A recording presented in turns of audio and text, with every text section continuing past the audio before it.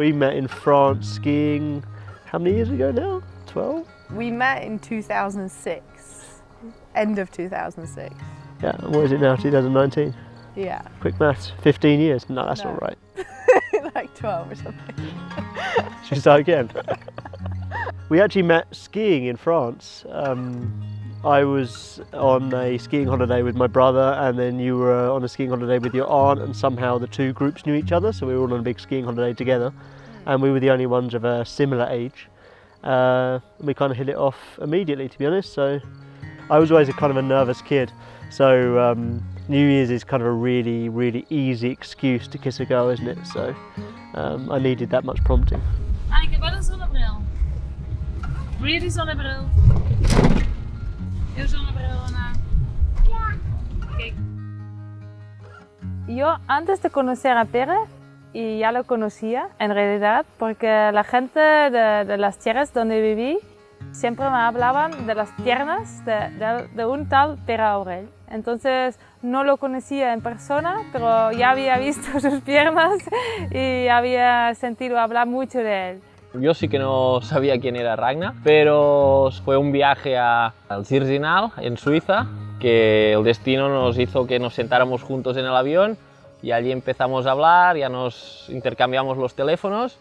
Solo a oírla hablar me llamó la atención porque su acento era de las Terras de l'Ebre y ella era holandesa, y eso, bueno, empecé a hablar con ella y empezarnos a conocer.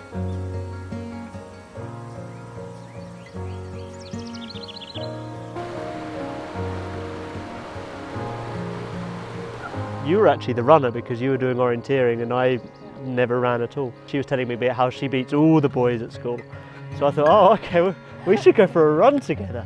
So yeah, she came to England and we decided to go for a run together. I found some shoes, we went out running, and about 3k in, she just went, ah, crap. Because I think she suddenly realised that for some reason I could run pretty good.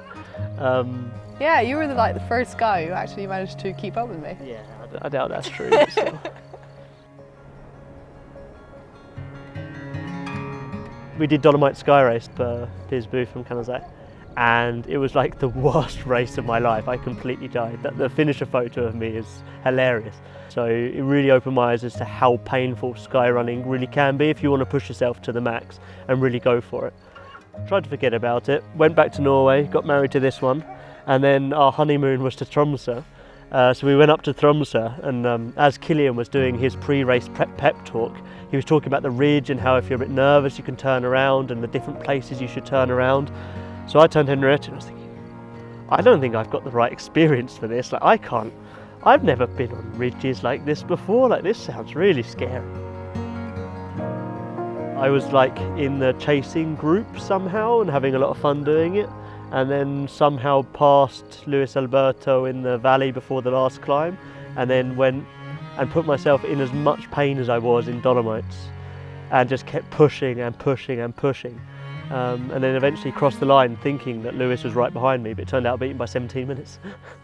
So that was the first Sky Race I won.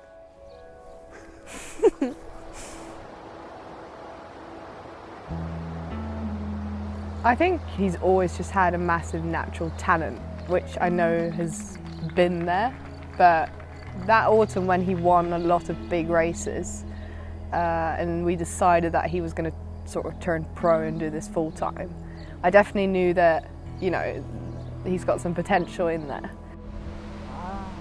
I'm actually terrible at making any life decisions, I think, so I've really just gone with the flow.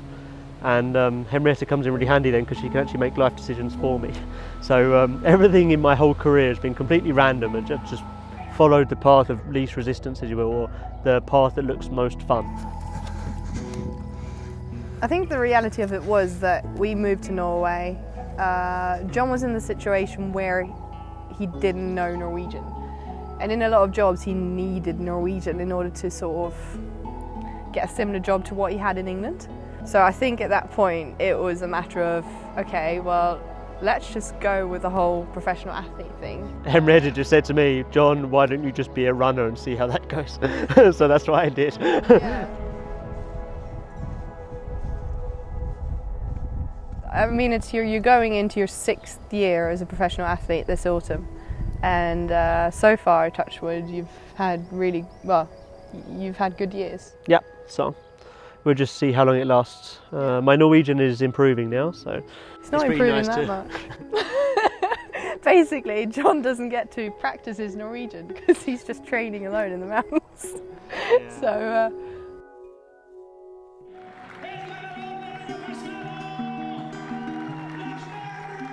Yo creo que nuestra relación destaca porque nos queremos mucho, mucho. Hay algo que nos conecta, que no sé qué es, pero estamos muy conectados. Hay un vínculo muy fuerte entre nosotros. Creo que también nos une la montaña. Tenemos la misma pasión, que es la montaña, lo hacemos todo allí. No, es lo después.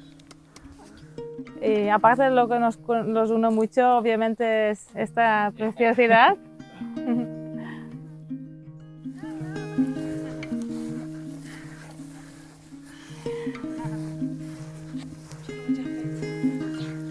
A mí me gusta que una crezca en la naturaleza. Me gusta mucho que pueda viajar con nosotros en ese sentido, porque pienso que en este momento le podemos enseñar muchos sitios diferentes. Estamos mucho en la montaña, en montañas diferentes del mundo. Se lo pasa muy bien de momento. Veo que disfruta de la naturaleza y espero que crezca como una persona libre, de no permanecer solo a un sitio pequeño, sino tanto físicamente como mentalmente saber abrirse al mundo y poder hacer las cosas que ella disfruta, que a ella le gusta.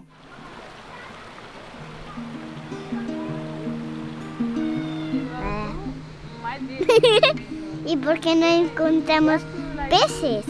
A ver si no encontramos. Es casi mejor que ir a la escuela. En esta edad descubren la naturaleza, juegan. La veo muy feliz en cada viaje. Se le ve muy contenta con las cosas que tiene a su alrededor. Si es un árbol, quiere subir al árbol. Si es una roca, va a escalar la roca. Son elementos muy básicos que la hacen muy feliz. Son cosas importantes que creo que van a ser muy útiles en su vida, a lo largo de su vida.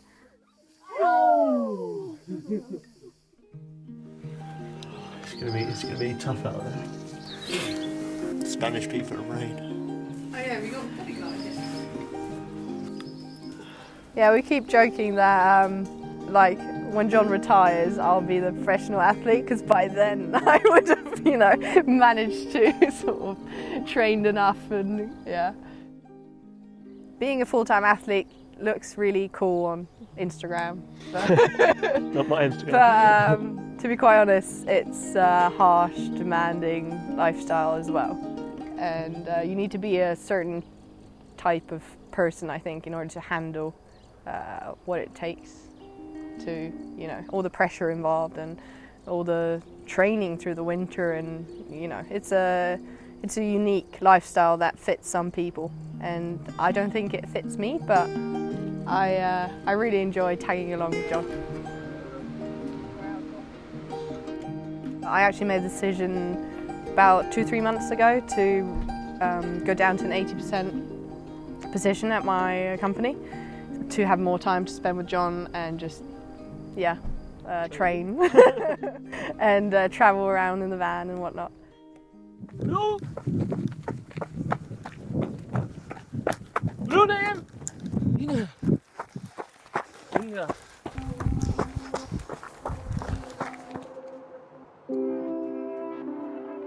Yo era una persona muy anárquica, hacía los entrenos cuando quería, comía no tan bien como ahora, y fue conocerla a ella y ver su disciplina, ver cómo hace ella las cosas, cómo prepara las carreras, pues que ves que las cosas se pueden hacer mucho mejor de cómo las hacía. Conocerla ha hecho que cumplir un sueño, que era ganar una carrera de Skyrunning. Creo que si no lo hubiera conocido no lo hubiera hecho.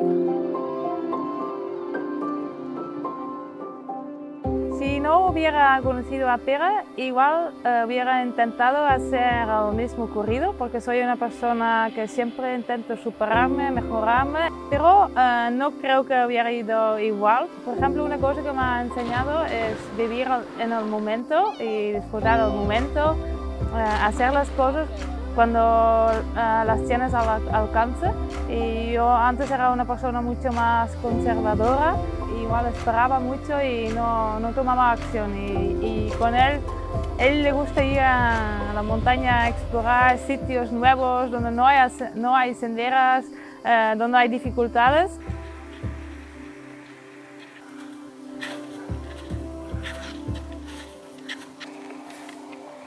Mira bonito. Estamos en la cima del gran paradiso, Ragnar, la Virgen.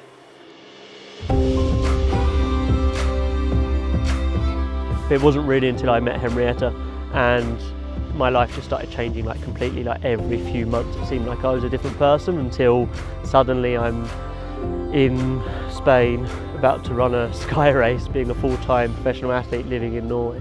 My life's completely changed for the better and I've enjoyed every minute of it. What's your race strategy? Yeah, what do you think my race strategy should be? Run really fast, quicker than everyone else. I can't run fast though. I need to have a cleverer strategy than that. Take shortcuts. Who John has become through sport in many ways, because that is a major part of who he is now, has showed me a different way of living to the sort of standard work, get kids, you know. And I really enjoy it. I mean, we're driving down in a van down here. I don't know, I couldn't see myself do that 5, 6, 7 years ago. But now it's really nice. And I'm going to check my blood oxygen. Oh yeah. 97. We're winning, we're up 1%. That's upped one position in the race.